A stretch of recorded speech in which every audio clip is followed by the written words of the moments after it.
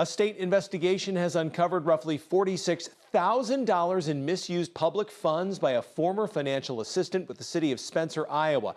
And in one case, thousands of dollars in landfill fees simply never made it to the city's bank account. As we follow this story, Iowa State Auditor Rob Sand released the findings of a special investigation just today. Now, that investigation spans 7.5 years, from January 1st, 2018 to June 3rd, 2024. The investigation is about financial transactions processed by former financial assistant LaVon Bell. The report shows roughly $46,000 of misused funds, including nearly $39,000 in undeposited landfill fees and more than $7,000 of improper disbursements.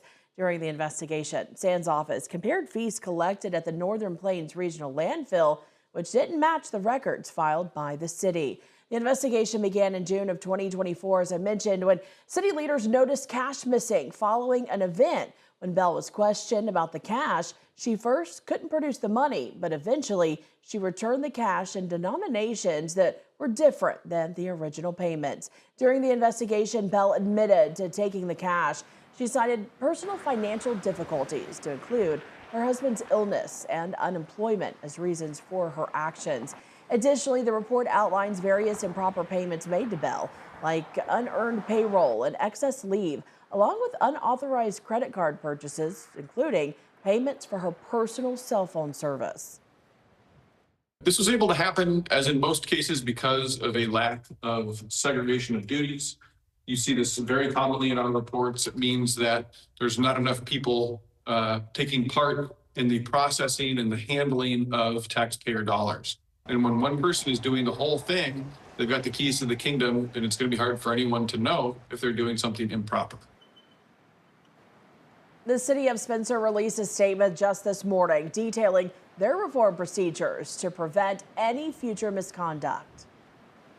We take the sanctity of holding public funds very seriously, and so that's why the employee was dismissed immediately when there was discrepancies that were noticed. And then we've worked diligently since that time moving forward to update and change our standard operating procedures to prevent something like this from occurring before. So the citizens should know that as soon as we found out about it, we took action, requested state assistance. City officials say in November of 2024, they began aggressively addressing and improving the finance department's standard operating procedures. First, the city implemented new controls to track all landfill cash payments from collection to deposit. Next, the city regularly checks all landfill and dumpster rental bills against payments received. Financial duties have been strictly segregated, so no single person controls both collecting and recording of the funds. Finally, stricter reviews are in place for payroll, employee leave, and credit card purchases, requiring proper support for every expense. Findings of the report have been turned over to local law enforcement agencies. No charges have been filed. Sand says about $1,000 of improper purchases have been repaid to the city.